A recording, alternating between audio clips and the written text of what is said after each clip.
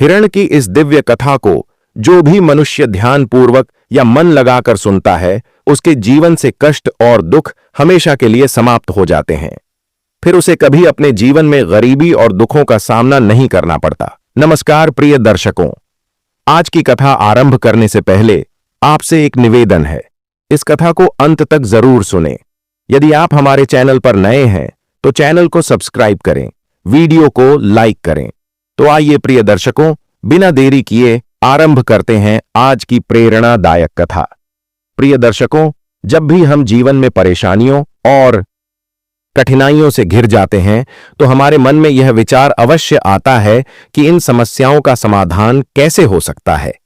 हर व्यक्ति के हृदय में सुख और शांति प्राप्त करने की प्रबल इच्छा होती है, लेकिन क्या आपने कभी यह सोचा है कि हमारे दुखों का वास्तविक अंत कैसे संभव है? आज मैं आपको एक ऐसी दिव्य कथा सुनाने जा रहा हूं जो आपके जीवन में एक नई उम्मीद की किरण जगाएगी। तो चलिए कथा शुरू करते हैं। प्रिय दर्शकों, यह कहानी एक हिरण अपनी पत्नी हिरणी को सुनाता है। हिरण कहता है कि हे प्रिय, यह बहुत ही पुराने समय मानिकनगर नामक एक छोटा सा गांव हुआ करता था। उसी गांव में आनंद नाम का एक निर्धन ग्वाला अपने वृद्ध माताजी के साथ जीवन व्यतीत करता था। उसके पिता का साया बचपन में ही सिर से उठ चुका था, जिसके कारण उसकी मां ने ही कठिन परिश्रम करके उसे पाला पोसा और खुद का भी भरण पोषण किया। किंतु समय किसी के लिए नहीं ठहरता और अब वृद्धावस्था के कारण उसकी मां के लिए मेहनत मजदूरी कर पाना संभव नहीं रहा। वह आए दिन आनंद से कहा करती, बेटा, अब तुझे कोई ना कोई काम धंधा करना चाहिए। वैसे भी अब तू छोटा नहीं रहा बल्कि बड़ा हो चुका है। आनंद अपनी मां की बात सुनकर चिंता में पड़ गया और बोला, मां, लेकिन मुझे कोई काम करना आता ही नहीं, फिर भला कौन मुझे काम पर रखेगा? इस पर उसकी मां झुंझुलाकर बोली, बेटा, यह तो मैं नहीं जानती कि तू कौन सा काम करेगा, लेकिन मैं तुझे ना जाने कितनी बार समझा चुकी हूं कि कभी जाकर किसानों के खेतों में देख वे कैसे श्रम कर रहे हैं और सीखने का प्रयास कर। चरवाहों के साथ जा और जान कि वे गाय बैलों को चराने का कार्य कैसे करते हैं। साहूकार की दुकान पर जा और समझ कि वह अपना व्यवसाय किस तरह से संभालता है। जाकर देख जमींदार किस प्रकार अपनी जमींदारी को चलाते हैं। परंतु तुझे तो इन बातों से कोई लेना देना नहीं।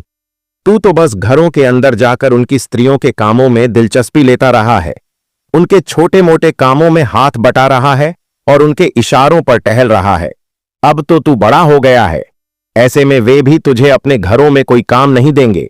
अब सभी के घरों में उनकी बेटियां सयानी हो चुकी हैं, उनकी बहुएं आ चुकी हैं और वे ही घर के सभी कामकाज संभाल रही हैं।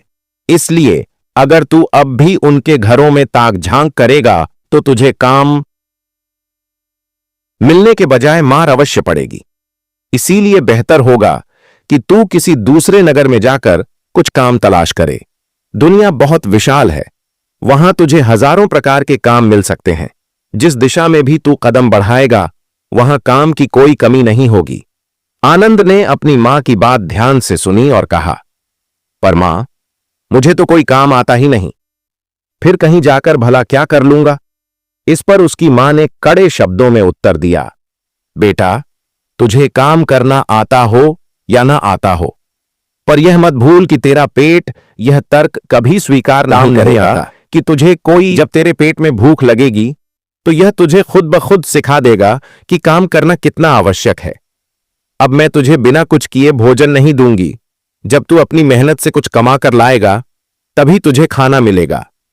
मां की बातों से आनंद को समझ आ गया कि अब उसकी मां बिना श्रम किए उसे भोजन नहीं देने वाली। उसने सोचा कि यदि मां ने यह बात पहले ही इस कठोरता से कही होती तो शायद वह अब तक कोई ना कोई काम सीख चुका होता, किंतु अब वह करें तो क्या करें? इसी विचार में डूबा हुआ वह घर से निकला और गांव के साहूकार के पास उसने हाथ जोड़कर निवेदन किया, साहूकार काका, क्या आपके पास मेरे लिए कोई काम हो सकता है? साहूकार ने उसे ऊपर से नीचे तक देखा और ठहाका लगाकर बोला, बेटा, काम की तो मेरे पास कोई कमी नहीं, पर तुझसे कोई काम होगा नहीं, क्योंकि तेरा स्वभाव तो मर्दों के काम करने का नहीं है। तू तो स्त्रियों के कामों में अधिक रुचि रखता है। वैसे भी अब मेरे घर में बहू आ चुकी है तो साहूकारनी को भी तेरी कोई आवश्यकता नहीं रही। मेरा सुझाव है कि तू गांव के जमींदार के पास जा। उनके यहां बहुत से बेकार के काम पड़े रहते हैं, बिना मतलब कि वे धान की बोरियां इस कोठी से उस कोठी में रखवाते हैं। शायद वहां तुझे कुछ काम मिल जाए।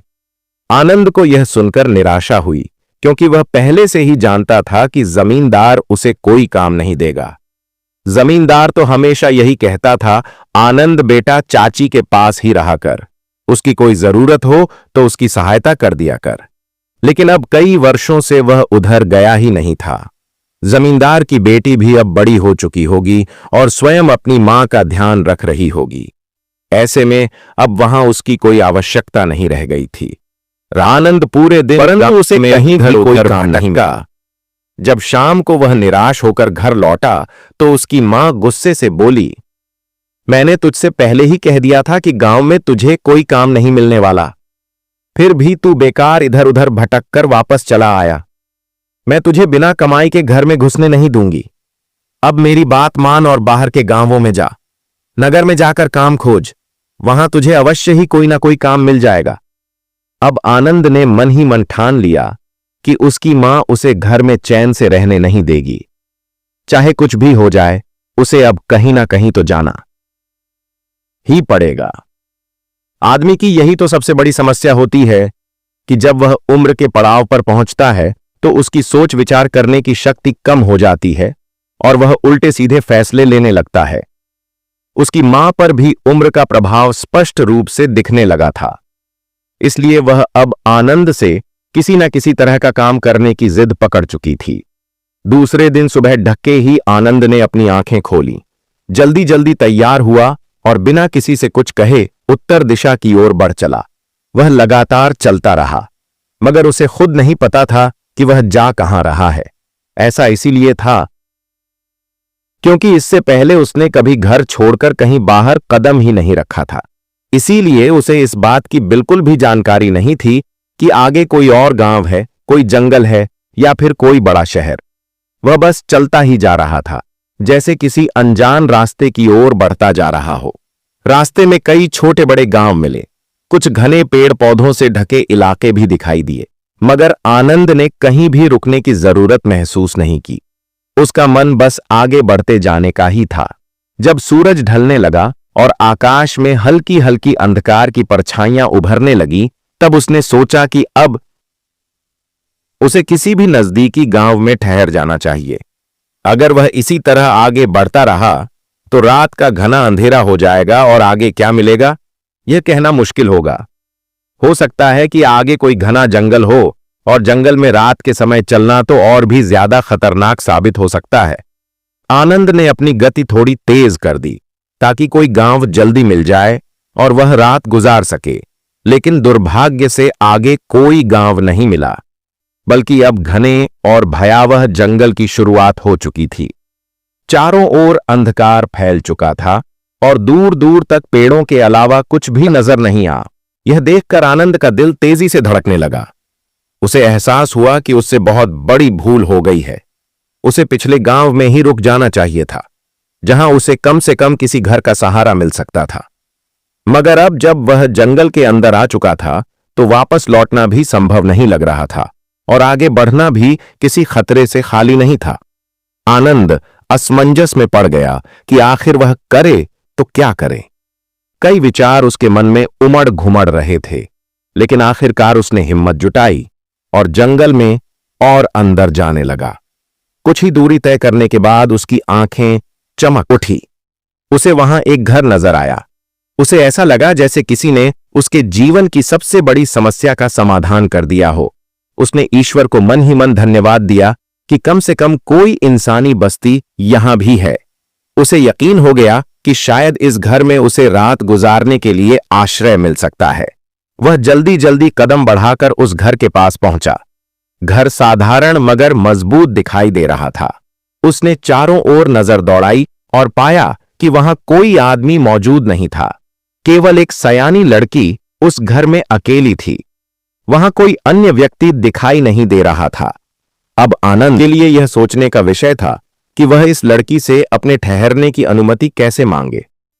अगर लड़की को गलत फहमी हो गई तो वह शोर मचा सकती है और गांव के अन्य लोग उसे पकड़कर बुरी तरह पीट भी सकते हैं। जिंदगी भी अजीब पहेलियों से भरी हुई है। एक समस्या समाप्त नहीं होती कि दूसरी उसके सामने आकर खड़ी हो जाती है। आनंद बहुत देर तक उस घर के बाहर खड़ा होकर विचार करता रहा। वह उलझन में था कि यदि इस समय किसी ने उसे इस तरह रात के अंधेरे में एक लड़की के घर के सामने खड़ा देख लिया तो उसकी मुश्किलें और सोचने के बाद उसने निश्चय किया कि जो ये अंजाम हो वह लड़की से ही रुकने की अनुमति मांगेगा। हिम्मत जुटाकर आनंद घर के अंदर गया और हाथ जोड़कर बोला, देवी जी, मैं एक साधारण मुसाफिर हूं। चलते चलते रात हो गई और मैं इस जंगल में फंस गया हूं। मुझे शहर जाना था मगर रास्ते में यह जंगल पड़ गया और मैं भटककर यहां आ पहुंचा हूं। कृपया मुझ पर दया कीजिए और मुझे बस एक रात के लिए ठहरने की जगह दे दीजिए। आपकी इस कृपा के लिए मैं जीवन भर आभारी रहूंगा। लड़की ने आनंद को ध्यान से देखा। सामने खड़ा यह युवक गजब का सुंदर और लड़की के मन में विचार आया कि काश उसका विवाह इसी युवक से हो जाता तो उसका जीवन धन्य हो जाता। मगर अगले ही पल उसे अपनी सोच पर झटका लगा और वह स्वयं से कहने लगी कि आखिर मैं क्या सोच रही हूं।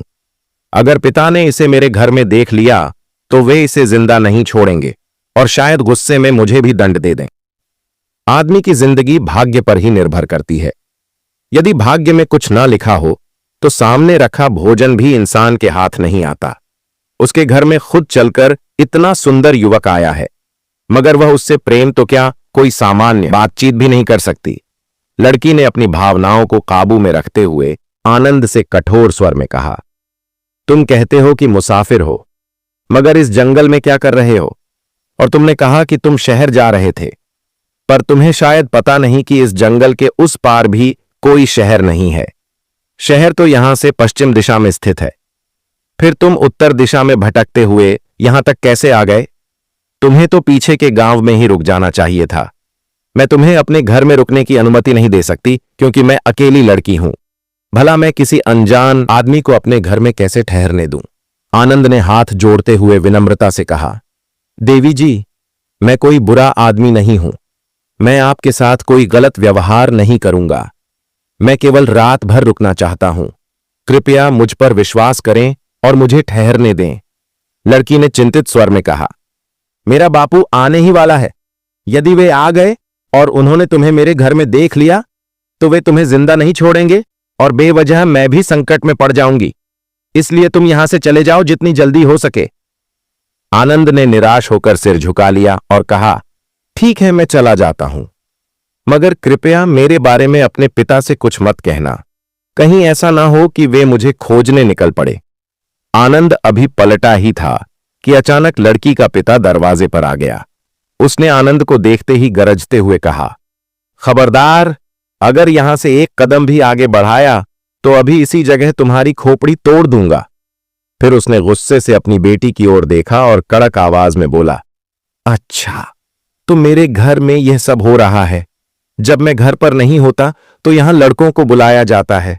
लड़की घबरा गई और रोते हुए, मैंने इस लड़के को नहीं बुलाया। मैं इसे जानती तक नहीं कि यह कौन है और कहां से आया है।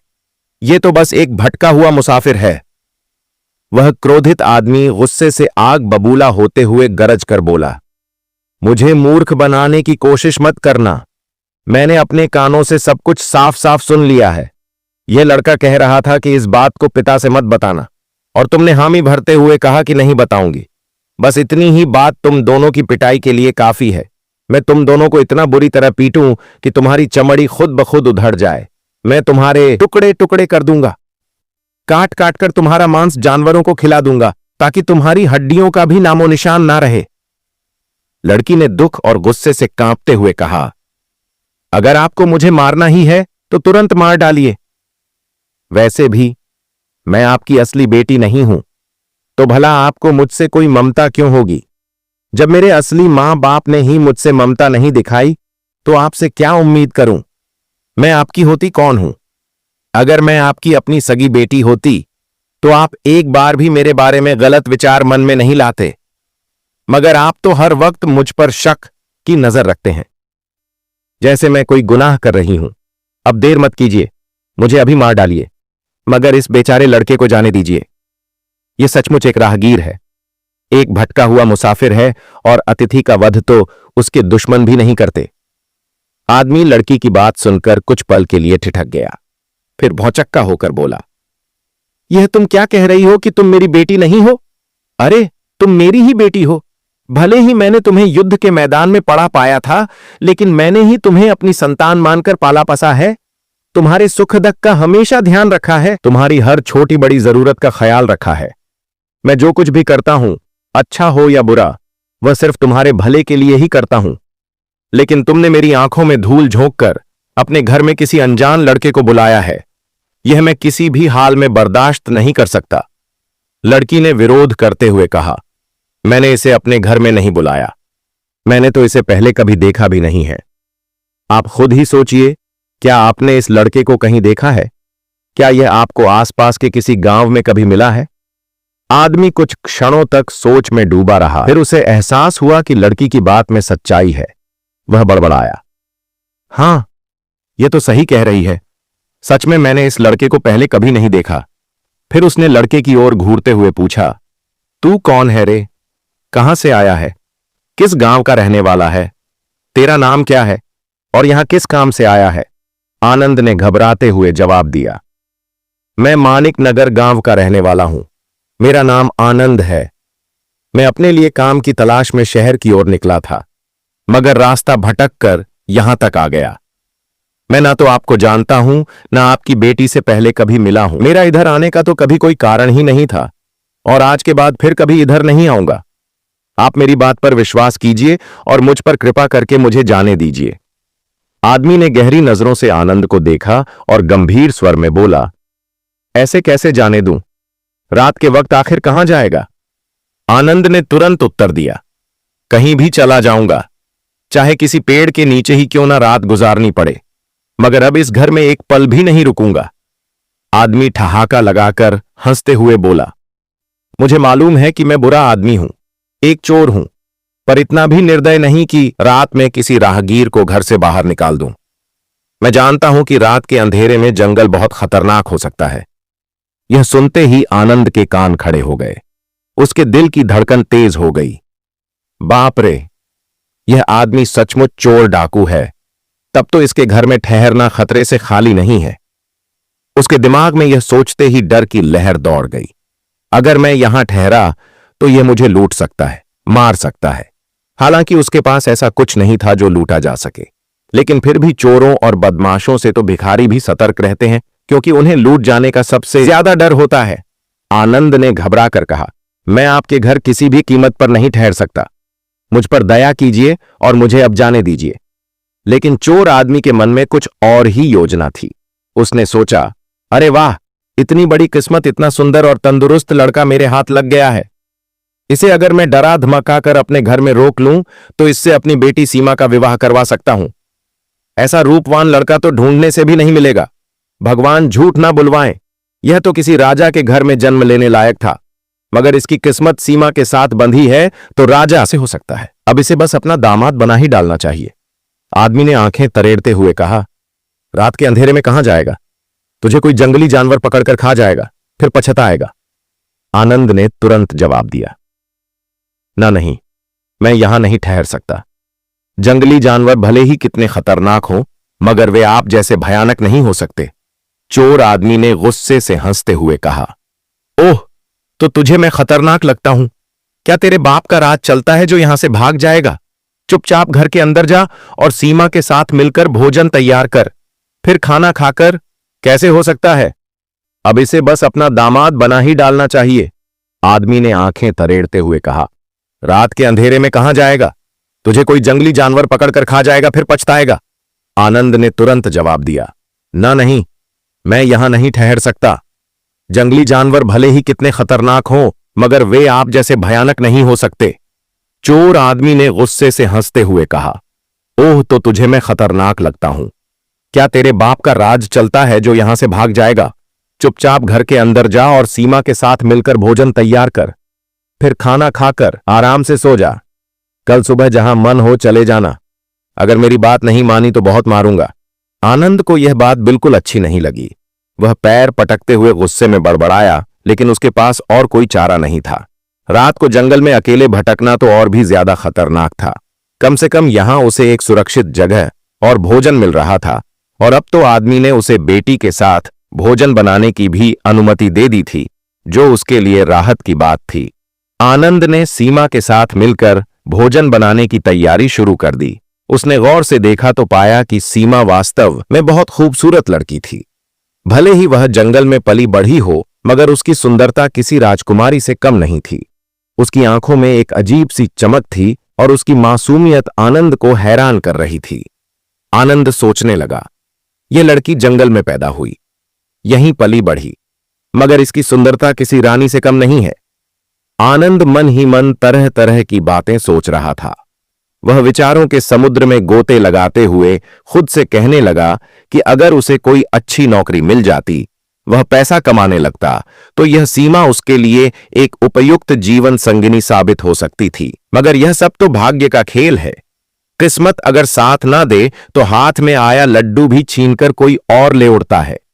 दुनिया में हर इंसान को उसकी मनपसंद पत्नी नहीं मिला करती, और अक्सर जिसे वह दिल से चाहता है वही उसे कभी नसीब नहीं होती। उसने अपने मन को यह सोचकर समझा लिया कि आखिर सीमा एक चोर की बेटी है, और उसके बारे में सोचकर खुद को तकलीफ देना बिल्कुल बेकार है। इस मन का भी अजीब हाल है। जहां भी कोई सुंदर लड़की देखता है, वहीं उसे अपना मानने की जिद पकड़ लेता है। लेकिन अगर इंसान मन के कहे पर चलने लगे तो उसे हर रोज 1000 जूते खाने पड़ेंगे। और फिर इस सीमा का पिता तो एक शातिर चोर है। अगर उसे जरा भी कोई गलत शंका हो गई तो बिना पलक झपकाए काट डालेगा। मेरा क्या है, आज की रात यहां गुजर रही है, कल की रात कहां बितानी पड़ेगी, इसका कोई भरोसा नहीं। यही सब सोचते सचते आनंद खाना खाकर सो गया।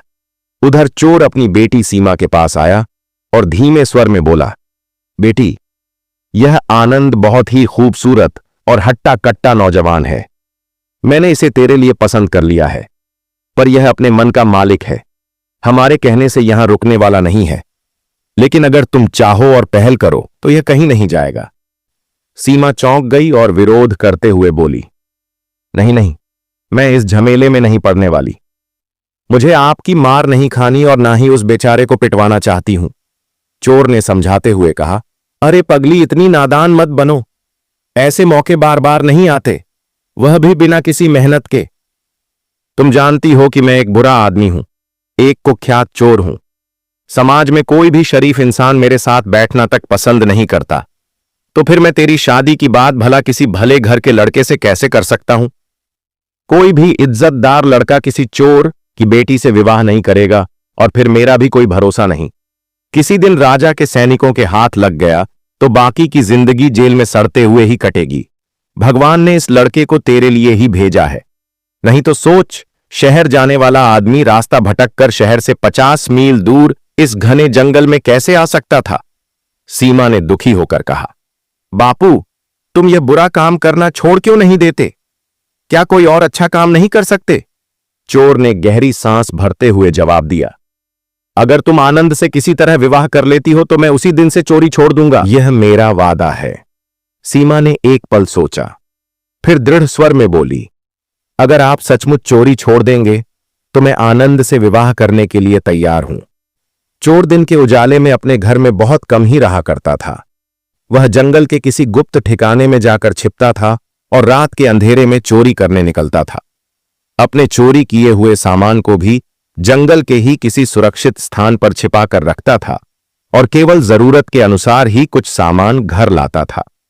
उसके घर में कोई ऐसा सामान नहीं था जिसे देखकर कोई कह सके कि यह चोरी का है।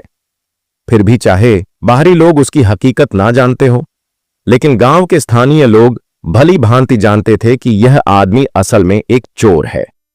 सुबह होते ही चोर जंगल की ओर निकल गया। इधर जैसे ही आनंद की नींद खुली, वह झटके से उठकर खड़ा हो गया। उसकी नजर सामने खड़ी सीमा पर पड़ी। वह विनम्रता से बोला, देवी, आपका बहुत बहुत धन्यवाद, जो आपने मुझे अपने घर में एक रात के लिए शरण दी। अब मैं चलता हूं। सीमा ने मुस्कुराकर कहा, आप ऐसे कैसे चले जाओगे? आप अभी कहीं नहीं जा सकते। आनंद चौंक गया। क्यों? ऐसा क्या हुआ? सीमा ने हल्की मुस्कान के साथ कहा। आप खुद समझ जाइए कि मुझे क्या हो गया है, और ताज्जुब की बात यह है कि आपको कुछ भी महसूस नहीं हुआ। आनंद ने सिर झटकते हुए कहा। ना नहीं, मुझे तो कुछ भी महसूस नहीं हुआ। सीमा ने उसे चुनौती भरे लहजे में कहा।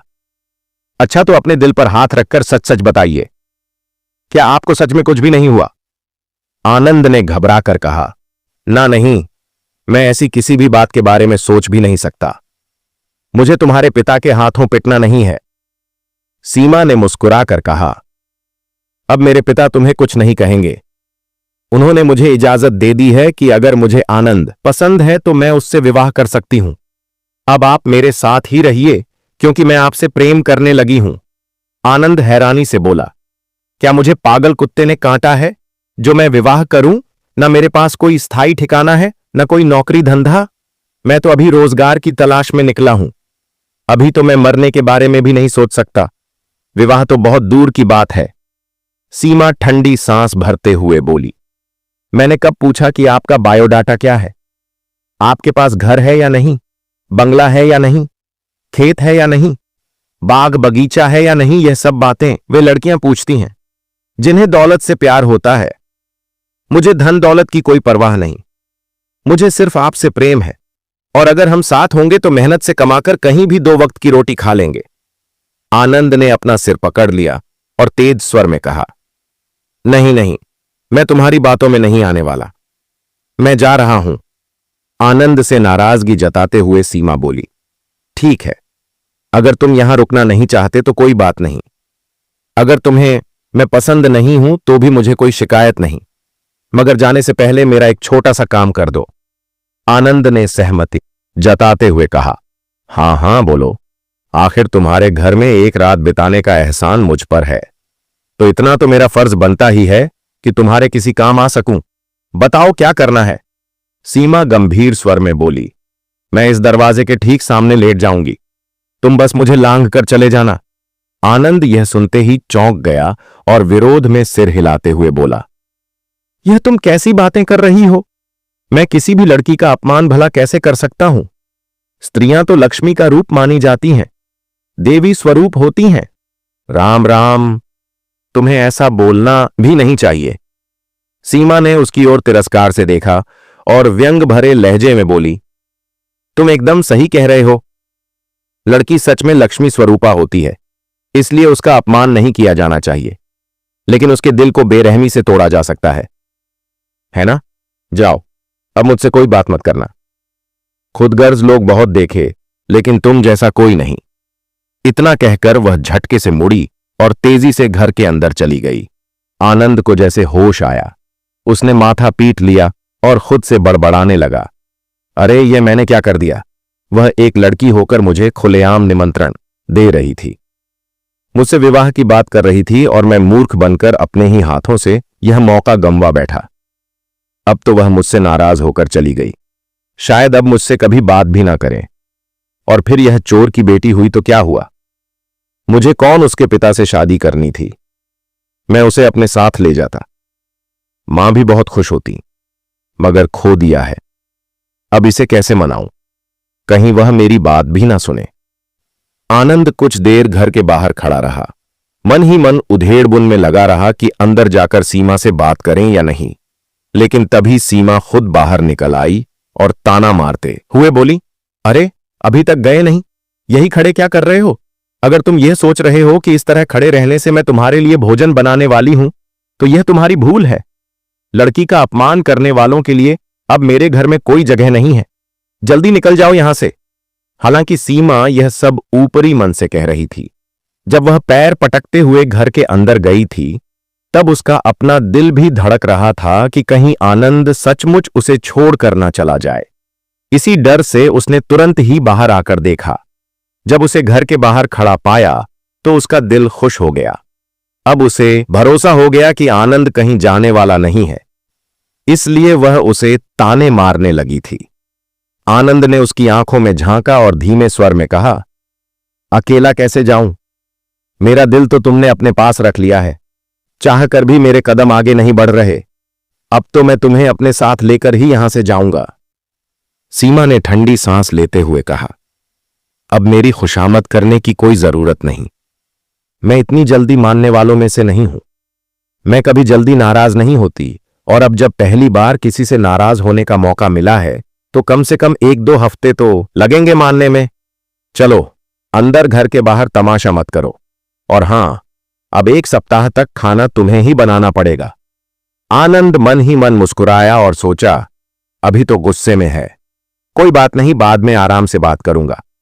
1-2 दिन में अपने पिता से सलाह लेकर विवाह के लिए मना लूंगा और फिर इसे अपने घर ले जाऊंगा। बहुत अच्छी लड़की है, गुस्से में भी बेहद सुंदर लगती है। अब बस सही मौका देखकर इसे मनाना होगा। आनंद ने बहुत मेहनत से स्वादिष्ट खाना बनाया और सीमा को खुश करने के लिए उसे बड़े प्यार से परोस दिया। सीमा ने बिना किसी झिंझक के खाना खाया और उंगलियां चाटती रह गई। असल में वह सामान्य खाना बनाना तो जानती थी, लेकिन स्वादिष्ट और उम्दा खाना बनाना उसे नहीं आता था। आनंद के हाथों का बना भोजन उसे बहुत पसंद आया, जिससे वह मन ही मन बहुत खुश हुई। सीमा ने शर्माते हुए कहा, मैं चाहती हूं कि जितना जल्दी हो सके मैं तुम्हारी पत्नी बन जाऊं, लेकिन विवाह की बात मैं खुद अपने पिता से नहीं कर सकती। आज शाम जब मेरे पिता आएंगे तो कोई मजबूरी बताकर उनसे कह देना कि आज रात में ही हमारा विवाह करा दें। अगर तुम ऐसा करोगे तो वह मना नहीं करेंगे, फिर हम कल ही यहां से तुम्हारे घर के लिए निकल चलेंगे। शाम होते ही जब चोर घर लौटा तो आनंद ने हिम्मत जुटाकर कहा, मैं चाहता हूं कि मैं सीमा से विवाह कर लूं। आनंद की बात सुनते ही चोर का चेहरा क्रोध से लाल हो गया। वह दहाड़ते हुए बोला, क्या कहा तू मेरी बेटी से विवाह करेगा? तेरी इतनी हिम्मत? फिर वह गुस्से से सीमा की ओर मुड़ा और गरज कर बोला, सीमा, मेरी तलवार लेकर आओ। आनंद की तो हालत खराब हो गई, उसकी सिट्टी पिट्टी गुम हो गई। उधर सीमा चुपचाप घर के अंदर गई और बोली, आई बाबू, अभी लाई, और सच में नंगी तलवार लेकर आ गई। आनंद यह देखकर कांप उठा। वह मन ही मन सोचने लगा, हे भगवान, यह बाप बेटी दोनों ही बहुत खतरनाक निकले, पर बेटी तो बाप से भी ज्यादा खतरनाक है। एक बार में ही तलवार उठा लाई, अब तो यह चोर मुझे जिंदा नहीं छोड़ेगा। आनंद को कोई और रास्ता नहीं सूझा तो उसने फौरन चोर के पैरों पर गिरकर गिड़गिड़ाना शुरू कर दिया, काका, मुझसे गलती हो गई, मुझ पर दया करो, मेरी जान बख्श दो, अब कभी भूल कर भी विवाह की बात नहीं करूंगा। आनंद के विवाह की बात सुनकर चोर क्रोध से आग बबूला हो गया और गरजते हुए बोला, क्या कहा अब विवाह की बात नहीं करेगा? अरे बिना पीटे तू सुधरने वाला नहीं है। अभी कुछ ही देर पहले तो शादी की बात कर रहा था और अब गिरगिट की तरह रंग बदल रहा है। आनंद कांपते हुए बोला, काका, गलती से मेरे मुंह से यह बात निकल गई थी, मेरा ऐसा कोई इरादा नहीं था। उधर सीमा भी इस पूरी स्थिति को देखकर चकित थी और मन मन सोच रही थी, हे भगवान, कैसा मूर्ख आदमी मेरे भाग्य में आया है। मेरे पिता ने तलवार उसे डराने के लिए नहीं, बल्कि उसे सम्मानपूर्वक उपहार में देने के लिए मंगवाई थी। वह चाहते थे कि आनंद पहले इस तलवार को हाथ में थाम ले और यह शपथ ले कि जब तक वह जीवित रहेगा तब तक मेरी रक्षा करेगा, मुझे किसी भी प्रकार का कष्ट नहीं पहुंचने देगा। अगर वह यह कसम खा लेता तो पिता खुशी खुशी मेरा हाथ उसके हाथ में दे देते और यही हमारे विवाह की परंपरा होती। लेकिन यह मूर्ख तो बेवजह डर से कांप रहा है। सीमा को यह देखकर बहुत गुस्सा आया कि आनंद की हालत खराब हो रही थी। वह तुरंत अपने पिता से बोली, बापू, थोड़ा रुकिए, जरा मुझे आनंद से अकेले में कुछ जरूरी बात करने दीजिए। इतना कहकर उसने आनंद का कान पकड़ लिया और उसे लगभग घसीटते हुए घर के अंदर ले गई। आनंद उसके हाथों से बचने की कोशिश करता हुआ गिड़गिड़ाने लगा, अरे मुझे छोड़ दो, मेरी जान बख्श दो, मुझसे जो भी गलती हो गई है उसके लिए माफ कर दो। सीमा ने झुझलाते हुए उसके कान में फुसफुसाया, तुम ये कैसी मूर्खता कर रहे हो? तुम्हें समझ में नहीं आ रहा कि मेरे पिता ने तलवार तुम्हें मारने के लिए नहीं, बल्कि तुम्हें सम्मानपूर्वक देने के लिए मंगवाई थी। वह इसे तुम्हारे हाथ में देकर यह देखना चाहते हैं कि तुम मेरे रक्षक बनने के लिए तैयार हो या नहीं। अगर तुम यह तलवार मजबूती से थाम लेते और शपथ लेते कि तुम मुझे कभी धोखा नहीं दोगे, तो मेरे पिता खुशी खुशी मेरा हाथ तुम्हारे हाथ में सौंप देते। हमारे जंगलों में विवाह इसी रीति से होता है। लेकिन तुम यहां नौटंकी कर रहे हो। अब जल्दी जाओ और तलवार मजबूती से पकड़ लो। आनंद सीमा की बात सुनकर गुस्से में आ गया और लाकर बोला, अरे तुमने यह बात पहले क्यों नहीं बताई? मैं दिन भर तुम्हारे साथ घर में था, लेकिन एक बार भी तुमने मुझे इस परंपरा के बारे में नहीं समझाया। अब मेरी इतनी बेइज्जती हो गई और मैं यहां मूर्ख बना खड़ा हूं। सीमा ने उसकी बातें अनसुनी करते हुए जल्दी से कहा, अब बहस करने का समय नहीं है। तुरंत मेरे पिता के पास चलो, क्योंकि उनके स्वभाव का कोई भरोसा नहीं। अगर उनका मन एक बार बदल गया तो सारा खेल बिगड़ जाएगा। आनंद मन में भय और उत्सुकता के मिश्रित भाव लेकर चोर के पास पहुंचा। चोर ने उसे कड़ी नजरों से देखा और बिना कुछ कहे तलवार उसके हाथ में पकड़ाते हुए गरज कर बोला, अब इस तलवार को मजबूती से थाम लो और यह शपथ लो कि तुम मेरी बेटी की रक्षा करोगे, उसे कभी धोखा नहीं दोगे और उसे जीवन भर खुश रखोगे। आनंद अब पूरी तरह स्थिति को समझ चुका था।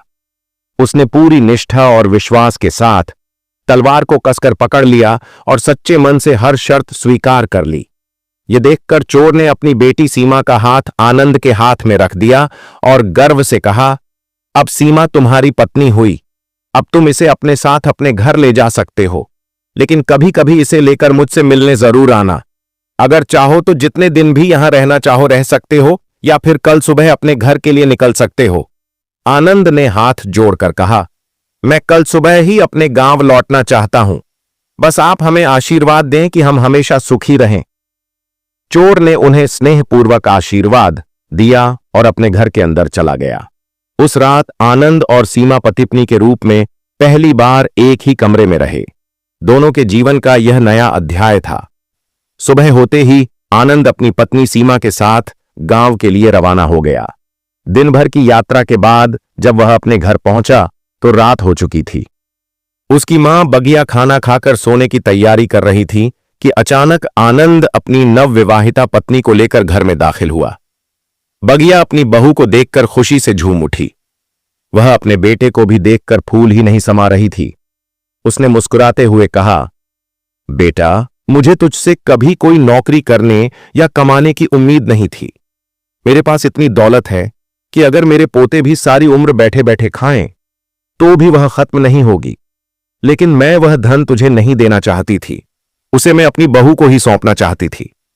आनंद यह सुनकर हैरान रह गया और चकित होकर बोला, तो मां, तुमने मुझे घर से दूर इसलिए भेजा था ताकि मैं बहू लेकर आऊं, क्योंकि जब तक मैं गांव में था तब तक शादी करने का नाम भी नहीं ले रहा था। लेकिन जरा सा गांव से दूर गया और चांद जैसी बहू लेकर आ गया। बगिया मुस्कुराई और घर के आंगन में एक जगह खुदाई शुरू कर दी। कुछ ही देर में उसने वहां से एक पुराना संदूक निकाला। जब आनंद ने उस संदूक के अंदर झांका तो उसकी आंखें फटी की फटी रह गईं। उसमें भारी मात्रा में सोना, चांदी और बहुमूल्य रत्न भरे हुए थे। वह लगभग बेहोश होने की हालत में आ गया और हक्का बक्का रहकर बोला, मां, तुमने इतनी बड़ी दौलत मुझसे छिपाकर रखी थी। तुम खुद भी दूसरे के घर काम करती रही और मुझे भी दर दर भटकने दिया। आखिर ऐसा क्यों किया? बगिया गंभीर स्वर में बोली, बेटा, यह एक बहुत बड़ा रहस्य है। उचित समय आने पर मैं तुम्हें इस धन का रहस्य जरूर बताऊंगी, लेकिन अभी मेरा पहला कर्तव्य मेरी बहू की देखभाल करना है। पहले उसे हर तरह की खुशियां देनी है। आनंद अब अपने घर में चैन से रहने लगा। जल्द ही उसने अपने लिए एक सुंदर और बड़ा घर बनवा लिया। उसके जीवन में स्थिरता और समृद्धि आने लगी। कुछ ही समय बाद वह पिता भी बन गया।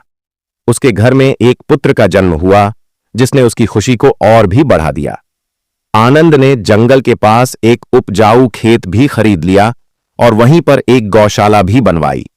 इस तरह उसके संघर्षों का अंत हुआ और खुशियों से भरी एक नई शुरुआत हुई।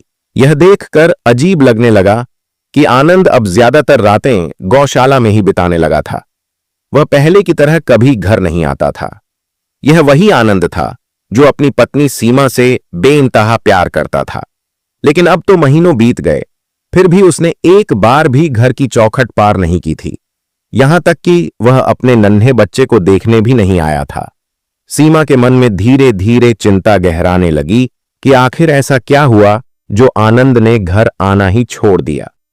एक दिन जब यह बेचैनी असहनीय हो गई तो उसने अपनी सास बगिया से कहा, मां जी, मेरे मन में एक अजीब सी शंका जन्म ले रही है। आनंद न जाने क्यों घर नहीं आ रहे, न हमारी कोई सुध ले रहे हैं। लगता है वह किसी दूसरी औरत के चक्कर में पड़ गए हैं। उनके व्यवहार में जो बदलाव आया है वह मुझे बिल्कुल अच्छा नहीं लग रहा। अब इस राज्य को जानने के लिए मैं खुद ही गौशाला जाऊंगी और वहां छिपकर यह देखूंगी कि आखिर आनंद रात भर वहां करता क्या है। बगिया ने गहरी सांस ली और गंभीर स्वर में कहा, बेटी, मुझे भी यह बात कुछ अजीब लग रही है। तेरी शंका शायद गलत नहीं है। जरूर कुछ न कुछ गड़बड़ चल रही है। अगर समय रहते कुछ नहीं किया गया तो तेरा सुहाग खतरे में पड़ सकता है। तू खुद इस रहस्य से पर्दा उठा और अपने घर को बर्बाद होने से बचा ले। सीमा ने उसी समय तय कर लिया कि वह इस रहस्य का पता लगाएगी। दिन के समय जब आनंद गौशाला में नहीं था तब वह वहां चुपचाप जाकर एक कोने में छिप गई। धीरे धीरे शाम ढली और रात गहराने लगी। कुछ समय बाद आनंद जंगल से अपनी गायों को लेकर वापस आया और रोज की तरह उन्हें खूंटे से बांधने लगा। फिर वह वहीं एक कोने में लेटकर सो गया। आधी रात के समय जब सब कुछ शांत था तभी सीमा ने देखा कि सफेद झक उजले वस्त्र पहने एक रहस्यमय स्त्री चुपचाप गौशाला में दाखिल हुई। उसकी चाल अजीब सी थी, जैसे वह हवा में तैरती हुई आ रही हो। वह सीधे आनंद के पास पहुंची और उसके कान में कुछ फुसफुसाने लगी। तभी आनंद अचानक जागा और जैसे किसी सम्मोहन में आ गया हो, वह बिना कुछ सोचे समझे उस स्त्री के पीछे पीछे चल दिया। सीमा चौंक गई। उसने फौरन अपनी जगह से निकलकर उनका पीछा करना शुरू कर दिया। वह चाहती थी कि देखे आनंद इस रहस्यमय स्त्री के साथ कहां जा रहा है और क्यों। लेकिन कुछ ही दूरी तक पीछा करने के बाद अचानक वे दोनों अंधेरे में गायब हो गए। सीमा इधर उधर देखने लगी लेकिन उसे कुछ भी दिखाई नहीं दिया। ऐसा लगा जैसे वे दोनों हवा में घुलकर ओझल हो गए हों। हाथ मलते हुए वह गौशाला में वापस लौटी और गहरी सोच में डूब गई। अब उसे पूरा यकीन हो गया था कि यह कोई साधारण स्त्री नहीं थी, बल्कि कोई खतरनाक चुड़ैल थी जिसने आनंद को अपने वश में कर लिया था। वह मन ही मन सोचने लगी, अगर मैं आनंद से इस बारे में झगड़ा करूंगी तो यह चुड़ैल उसे मुझसे हमेशा के लिए छीन भी सकती है। मैं उसे ऐसे ही भगवान के भरोसे नहीं छोड़ सकती। मुझे इस रहस्य की पूरी सच्चाई जाननी होगी, लेकिन इस भेद को कोई साधारण व्यक्ति नहीं खोल सकता। इसके लिए मुझे किसी पहुंचे हुए संत महात्मा की मदद लेनी होगी। सीमा को याद आया कि उसके पिता के गांव के पास एक सिद्ध महात्मा रहते थे जिनके पास कई अलौकिक शक्तियां थीं। विवाह से पहले वह उनसे एक बार मिल चुकी थी, जब उन्होंने भविष्यवाणी की थी, तेरा विवाह बिना किसी कठिनाई के हो जाएगा। तेरा राजकुमार खुद तुझे ढूंढता हुआ तेरे पास आएगा और तुझे अपने साथ ले जाएगा। लेकिन अब वही सपनों का राजकुमार किसी दुष्ट आत्मा के चंगुल में फंस चुका था। सीमा का हृदय व्याकुल हो उठा। उसने स्वयं से संकल्प लिया, अब उसे बचाना मेरा धर्म है। मैं उसकी पत्नी हूं। यह मेरा कर्तव्य है कि किसी भी विपत्ति से उसकी रक्षा करूं। जब तक मैं जीवित हूं, मैं अपने पति को किसी भी बुरी शक्ति के हाथों में नहीं जाने दूंगी। सीमा ने सारा हाल अपनी सास को बताया। मांझी आनंद को किसी चुड़ैल ने अपने वश में कर लिया है। वह हर रात गौशाला में आकर उसे अपने साथ जंगल में ले जाती है और धीरे धीरे उसका खून पी रही है। मुझे पूरा यकीन है कि इसीलिए आनंद दिन ब दिन कमजोर और पीला पड़ता जा रहा है। हमें जल्दी ही कुछ करना होगा, नहीं तो वह उसे पूरी तरह खत्म कर देगी। बगिया चिंता में पड़ गई और बोली, बेटी, मैं अब बूढ़ी हो चुकी हूं। मेरे बस का कुछ नहीं है। अब यह जिम्मेदारी तुझ पर ही आ गई है। तुझे ही कोई उपाय निकालना होगा। अगर कोई मदद कर सकता है तो वह कोई सिद्ध महात्मा ही कर सकते हैं। सीमा ने तुरंत फैसला किया, ठीक है मां जी, अब देर करने का समय नहीं है। मुझे अपने पिता के गांव जाना होगा। वहां पास के जंगल में एक पहुंचे हुए महात्मा रहते हैं। मैं उन्हीं के पास जाकर इस समस्या का समाधान पूछूंगी। अगली सुबह सीमा अपनी सास से अनुमति लेकर अपने मायके के लिए निकल पड़ी, लेकिन जब वह वहां पहुंची तो उसे यह सुनकर झटका लगा कि उसके पिता अब उस घर में नहीं रहते थे। कोई व्यक्ति बोला, तेरे पिता अब एक महात्मा के आश्रम में रहने लगे हैं। सीमा तुरंत उस आश्रम के लिए निकल पड़ी। वहां पहुंचकर उसने अपने पिता को देखा और उनके गले लगकर अपना हाल कह सुनाया।